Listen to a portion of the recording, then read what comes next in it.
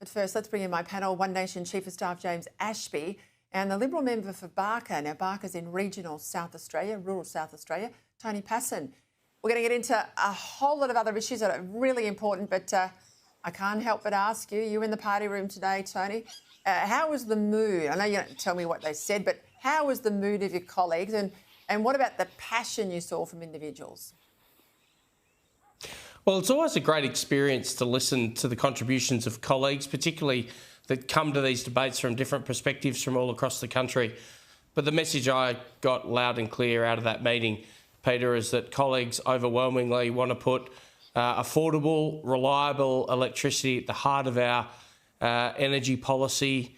And I think that's a reflection of what Australians want. Australians want us to focus on that first and foremost, particularly in the middle of this cost of living crisis. So it was no surprise to me, and I'm looking forward to what comes out of the shadow executive meeting tomorrow, but I would be surprised if it didn't involve, thankfully, a dumping of the net zero policy. Well, mate, I just can't believe these numbers. Resolve Political Monitor, the latest survey out today, 31% want net zero gone, 31% from a standing start. Other than One Nation and the National Party, no one else is out there arguing for that. So from a standing start, you've got a third of the country who want it gone, 15% are gettable, they're undecided, and I reckon some of the yeses, you can win them over. I mean, that's almost better odds than you had with the Voice, and with a bit of argument, you won the Voice. So that's the opportunity for you. Let's see if you can seize it. James Ashby, let's go to those numbers out today. For all the talk that Labor promised in the election that it could get these migration numbers down, you look at the detail. This is an analysis from the Institute of Public Affairs. Very clearly, we are at September this year, just to September, 415,000 people. This is big Australia on steroids. Yeah, this is, again, magnificent work from the IPA. Members, if you're not one, you should join because it helps craft this important information that we all need to know as Australians. Look, I got a good lesson when I was 18, Peter, on what it's like when you let too many people in. As a kid or a young bloke who went to nightclubs, there was always a limit on how many people could be in a building.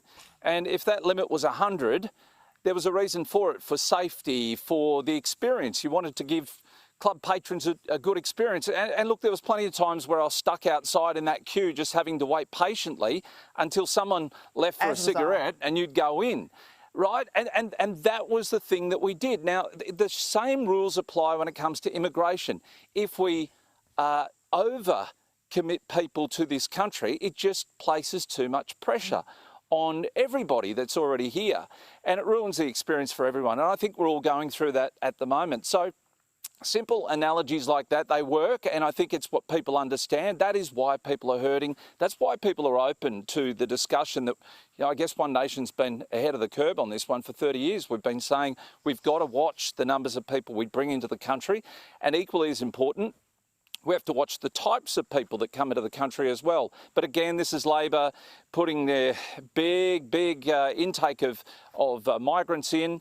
And why are they doing that largely? Well, they want the vote, number one. And number two, they want to increase the number of parliamentarians before this term of Parliament's out. And why are they doing that? Because we've got a huge influx of people who have come into the country, and they try and make sure that there's never any more than 100,000 voters in any electorate. So that's why we're looking at, what, about an extra 50 new parliamentarians. Outrageous. And that's, of course, why Tony Burke is holding these mass citizenship ceremonies, you know, thousands of people at one time. Yep. And they're almost, as they walk out the door, signing the form to enrol to vote for that exact reason that you're making that point there. Yep. Let's go to South Australia, your home state, Tony. A huge rally today calling on the Premier, who made these horrific comments. I mean, Labor likes to talk a big game on protecting women, and they bang on about domestic violence and everything else, very important topics, of course. But when asked about women with allegations of abuse, this is women in women's prisons, and the abuse has been perpetrated by biological men who are in there as trans inmates. The Premier said it's a niche issue. Well, Nicole Flint, your former colleague, took him up on that today on the steps of the Parliament. Have a listen. If Premier Peter Malinauskas does not act in Parliament today to protect the safety of all women, but particularly women who are incarcerated in jail, to protect them from biological men, then all South Australians should know that they cannot trust a word the Premier says when it comes to women's safety. So the Northern Territory, you know, she said, the Chief Minister, no blokes in women's prison. We're seeing that same response in Tasmania now with word of a trans woman, a biological man, who raped a 3-year-old child, wanting to be moved to a female's prison. But in your state, there's been more and more stories about abuse of women in prison.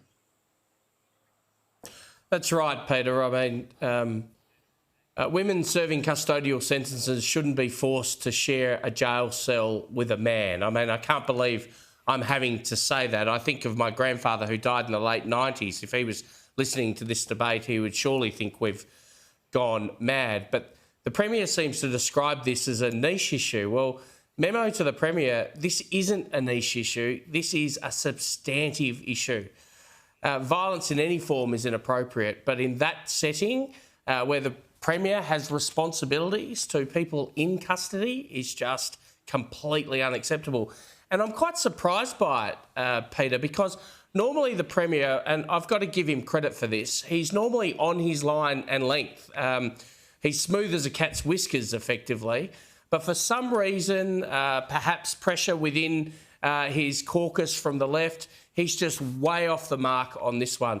Leah Finocchiaro, probably the leading politician in Australia. I say that because, of course, she's Italian of heritage and we do everything better, Peter, but she is bang on when she says blokes go to male prisons and that's it. Spot on. I agree with you on Malinauskas. This is a rare wrong foot from him, but he better turn it around or else I think it will absolutely dog him.